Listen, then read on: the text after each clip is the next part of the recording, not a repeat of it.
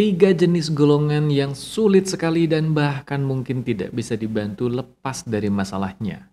Simak uraiannya di live restoration serial video kali ini.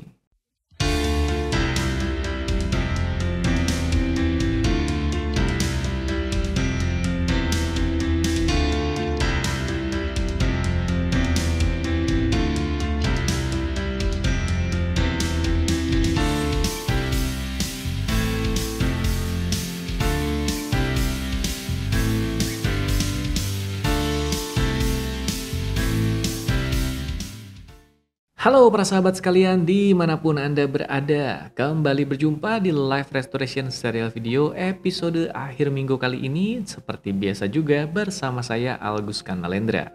Bahasan episode kali ini akan mengangkat sebuah tema yang sedikit banyak berhubungan dengan lika-liku aktivitas saya di bidang profesi yang saya tekuni sebagai seorang coach dan juga hipnoterapis. Tapi seperti biasa tentunya, sebelum nanti kita masuk ke isi bahasan utamanya, saya juga ingin mengajak Anda untuk pertama-tama subscribe dulu YouTube channel ini kalau Anda belum subscribe atau Anda baru pertama kali menemukan konten YouTube channel ini melalui video ini. Tidak lupa aktifkan juga lonceng notifikasinya sehingga Anda bisa menjadi salah satu dari mereka yang terus update mendapatkan notifikasi setiap kali saya mengunggah berbagai pembaharuan di YouTube channel ini. Ngomong-ngomong, meskipun bahasan yang akan saya kupas di episode kali ini sedikit banyak diambil dari aktivitas saya dalam memfasilitasi perubahan pada banyak orang, tidak bisa dipungkiri fenomena ini sebetulnya banyak kita temukan di sekitar kita. Untuk memulainya, izinkan saya sedikit bercerita terlebih dahulu. Beberapa waktu lalu ada salah seorang klien saya yang menghubungi saya dan bertanya atau tepatnya mendiskusikan situasi yang dialami temannya. Kurang lebih isi diskusinya adalah, "Coach, saya punya seorang teman dan teman saya ini begini. Intinya ia menceritakan permasalahan yang dialami oleh temannya. Ia kemudian berkisah, kami sebagai teman-temannya dari si orang yang bermasalah ini sudah sedemikian kasihan dan ingin ia bisa lepas dari masalahnya. Kira-kira coach bisa bantu?" Demikian kurang lebih isi dari diskusi dan pertanyaan dari klien saya ini. Jawaban saya sederhana dan tepatnya berupa pertanyaan balik. "Memang dari mana kamu tahu teman kamu ini ingin dibantu?" Saat itu si klien saya ini sedikit berpikir kemudian mengatakan, "Nah itu sulitnya coach. Kami sudah merekomendasikan dia untuk menjalani penanganan atau mencari solusi bersama orang-orang yang kami rekomendasikan. Tapi ia terus-terusan menolak. Sampai kami capek sendiri mendengar keluh kesahnya, tapi ia terus-terusan menolak berbagai saran dan solusi yang kami berikan." Saya tidak banyak berkomentar, saya hanya tersenyum kemudian berkata, "Itu jawabannya." Klien saya ini tentu heran. "Jawaban apa coach maksudnya?" "Jawaban atas pertanyaan kamu, kira-kira apakah saya bisa membantunya atau tidak?" Maka jawaban saya adalah tidak. Saya kemudian berkisah lebih jauh bahwa seberapa ahli pun seorang coach, konselor, terapis, atau apapun latar belakang profesinya sebagai seorang fasilitator perubahan, akan ada tiga golongan yang tidak bisa dibantu untuk lepas dari masalahnya. Apa saja tiga golongan ini? Golongan yang pertama adalah mereka yang bermasalah tapi tidak menyadari dirinya bermasalah. Yang kedua adalah yang bermasalah tapi menikmati permasalahannya. Dan yang ketiga yaitu mereka yang bermasalah tapi bangga atas permasalahannya. Bagaimana penjelasan lebih jauhnya dan apa hubungannya dengan kisah klien saya tadi atau bagaimana kita bisa memahami fenomena ini dalam keseharian kita? Mari kita mulai saja dari yang pertama. Yang pertama yaitu mereka yang bermasalah tapi tidak sadar dirinya bermasalah. Kalau seperti ini kira-kira masih bisa dibantu tidak? Jelas tidak. Sudah jelas namanya juga membantu untuk lepas dari permasalahan. Kalau orangnya sendiri tidak merasa dirinya bermasalah, lalu apanya yang mau dibantu? Hal ini juga yang membuat saya menetapkan kebijakan ketika seorang calon klien akan menjalani penanganan, maka mereka harus menghubungi tim saya secara langsung tanpa diwakili. Karena dulu-dulu ada saja para calon klien yang memesan sesi konsultasi dan mereka menyatakan sesi konsultasi itu adalah untuk kerabat mereka, pasangan mereka, anak mereka, keluarga mereka, atau siapapun itu. Namun kemudian ketika datang menjalani sesi konsultasi dan kemudian bertemu dengan saya, orang yang dianggap bermasalah ini ternyata malah bingung sendiri. Ketika saya tanya apa yang bisa saya bantu, mereka sendiri justru kebingungan dan berkata, "Saya sendiri tidak tahu, saya sih cuma dibawa ke sini. Ada masalah apa yang bisa saya bantu?" Ketika saya bertanya lebih jauh seperti itu, jawaban mereka adalah, "Tidak tahu, saya sih tidak punya masalah apapun." Disinilah yang saya katakan tadi, sekali lagi saya tegaskan. seberapa ahli pun saya atau para praktisi lain di luar sana, kita tidak bisa membantu orang yang tidak menyadari dirinya bermasalah. Oleh karena itu, sadar bahwa diri mengalami permasalahan dan perlu dibantu untuk lepas dari permasalahan adalah syarat pertama untuk menjalani penanganan. Yang kedua yaitu mereka yang bermasalah tapi menikmati masalahnya. Yang satu ini bisa kita temukan ada pada diri orang-orang yang kerap kali mengumbar permasalahan, curhat sana-sini, mengisahkan begitu banyak kemalangannya. Akan tetapi ketika diberikan solusi atau dinasihati, ada dua opsi yang mungkin terjadi.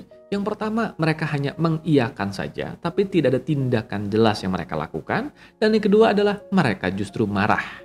Mereka berargumen, kamu tidak paham apa yang saya rasakan. Kenapa yang satu ini saya katakan sebagai mereka yang menikmati permasalahannya?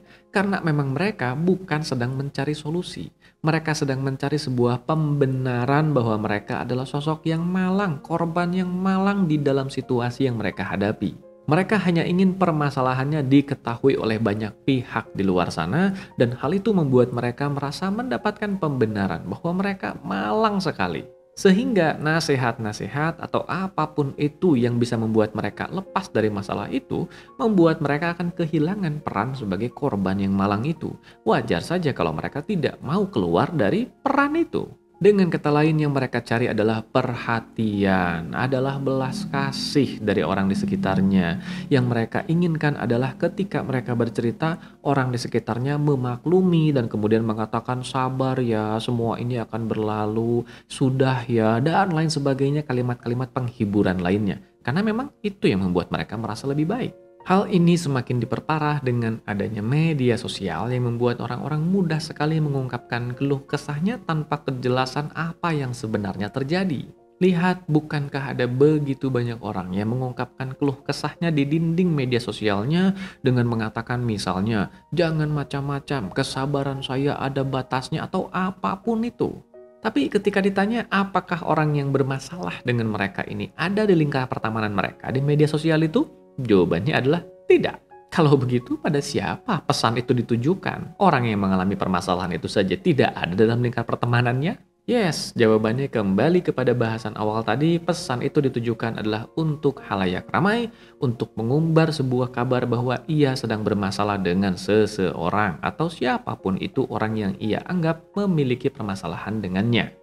Tidak lama kemudian bermunculanlah berbagai komentar di dalam status itu yang kemudian mengomentari sabar ya, tenang saja nanti akan ada balasannya dan lain sebagainya. Tapi orang-orang yang berkomentar ini pun tidak tahu duduk persoalannya. Yang jelas akhirnya si pengeluh ini merasa senang dan bahagia karena akhirnya ia merasa situasinya dibenarkan oleh orang-orang yang mengakomodir keluhannya itu.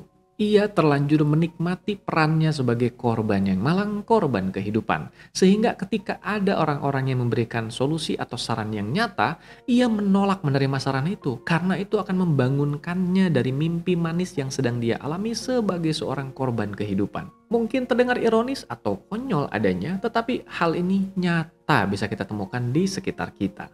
Ini yang seringkali juga saya katakan sebagai kenikmatan tersembunyi di balik sebuah permasalahan. Yes, orang ini bermasalah, yes, orang ini tidak nyaman dan bahkan mungkin menderita, tapi ada kenyamanan tersembunyi di balik permasalahannya itu. Ia mendapatkan perhatian, belas kasih, pemakluman, atau apapun itu wujud-wujud perhatian lainnya yang membuatnya merasakan kenyamanan tersendiri. Yang ketiga adalah orang-orang yang bermasalah tapi bangga atas permasalahannya. Yang satu ini mungkin terdengar lebih aneh atau bahkan lebih konyol, tapi lagi-lagi fenomena ini juga ada di sekitar kita. Biasanya fenomena ini terjadi dan dibawa oleh calon klien saya ketika mereka menghubungi saya dan menyatakan, "Coach, saya sudah dibantu ditangani oleh A, B, C, D, E, F, dan seterusnya." Dan yang mereka sebutkan adalah nama-nama para praktisi yang saya tahu kompeten di bidangnya. Tapi begitulah, calon klien ini malah berkisah bahwa mereka tidak berhasil membantu saya sehingga masalah saya tidak kunjung selesai. Apakah coach bisa bantu saya? Jawaban saya adalah tidak. Kenapa demikian? Karena jenis orang seperti ini bukan mereka yang mencari kesembuhan. Mereka adalah orang-orang yang sedang mencari pengakuan bahwa mereka sulit untuk bisa dibantu lepas dari masalahnya. Permasalahan mereka besar sekali, bahwa mereka berhasil menaklukkan banyak terapis, coach atau konselor atau siapapun itu yang mereka anggap tidak bisa membantu mengatasi masalahnya. Berarti masalah mereka besar sekali. Lalu di mana kebanggaannya? Dengan itu mereka bisa membanggakan dirinya. Lihat, bahkan orang-orang sekaliber para praktisi profesional itu pun tidak bisa membantu saya, tapi saya masih bisa hidup sampai saat ini, masih bisa menjalani hidup ini. Artinya saya tegar dan kuat. Itulah kebanggaan tersembunyi yang muncul dalam diri mereka setelah mendapatkan pengakuan bahwa ternyata para tokoh profesional pun tidak bisa membantu mengatasi masalah mereka. Begitulah dinamika atau lika-liku dalam memfasilitasi proses perubahan pada sesama. Hal ini yang kemudian membuat saya menerapkan serangkaian syarat atau kriteria sebelum kemudian saya menemani klien dalam proses perubahannya. Artinya, dari sekian klien yang menjalani sesi konsultasi bersama saya, tidak semua kemudian saya fasilitasi perubahannya. Ada kalanya dengan berat hati saya harus menolak mendampingi mereka, bukan apa-apa, tetapi karena saya melihat masih ada hal yang hilang di dalam proses mereka menuju perubahannya, yaitu adab, kesiapan, dan kerendahan hati. Untuk bisa lepas dari sebuah permasalahan, kita perlu sebuah kerendahan hati untuk mengakui bahwa memang betul kita bermasalah. Kita perlu kesiapan untuk merelakan berbagai kenyamanan yang mungkin kita tidak sadari di dalam permasalahan yang sedang kita alami, entah itu perhatian, belas kasih, atau apapun itu. Dan yang berikutnya kita juga perlu adab tentunya untuk menyadari bahwa ketika saya akan menjalani penanganan itu adalah karena saya memang butuh untuk berubah, karena saya butuh lepas dari permasalahan saya, bukan mencari pengakuan dalam bentuk apapun. Hal ini juga mempertegas bahwa ketika saya menerapkan serangkaian syarat penerimaan klien, itu bukan karena saya belagu atau karena saya sedemikian ahlinya, bukan begitu. Justru karena saya menyadari bahwa saya hanyalah seorang fasilitator perubahan dan bukan saya yang sakti, bukan saya yang ahli. Segala kesembuhan, segala perubahan terjadi atas izin Tuhan dan komitmen dari klien sendiri. Maka kalau dari awal komitmen atau adab ini saja sudah bermasalah, maka seberapa ahli pun saya atau para praktisi lain di luar sana, maka proses perubahan atau kesembuhan ini akan menjadi satu hal yang terus-terusan berjalan di tempat. Dan mereka yang tidak siap untuk berubah ini kemudian akan menyalahkan terapis, konselor, coach yang membantunya karena dianggapnya tidak kompeten dalam membantu mereka mengatasi permasalahannya. Meskipun padahal dalam kenyataannya, adab atau sikap mereka sendirilah yang menghalangi jalannya perubahan. Proses perubahan yang bermula pada sikap mental adalah satu hal yang kompleks. Kenapa? Karena kita berhadapan dengan sesuatu yang tidak terlihat, sesuatu yang tidak kasat mata. Sehingga kita perlu memahami bagaimana cara objek tidak kasat mata ini atau pikiran ini bekerja. Demikian kurang lebih bahasan singkat di Live Restoration Serial Video episode kali ini. Semoga memberi inspirasi tersendiri bagi kita semua sehubungan dengan proses perubahan atau proses untuk berlepas dari permasalahan. Sampai jumpa di episode berikutnya. Ingat, subscribe YouTube channel ini Agus Kanalendra kalau Anda belum subscribe, dan aktifkan lonceng notifikasi. Silakan temukan juga berbagai bahasan menarik lainnya yang ada di berbagai playlist yang ada di YouTube channel ini. Salam sehat, berkah berlimpah, damai dan berbahagia selalu dimanapun Anda berada bersama mereka yang Anda kasihi.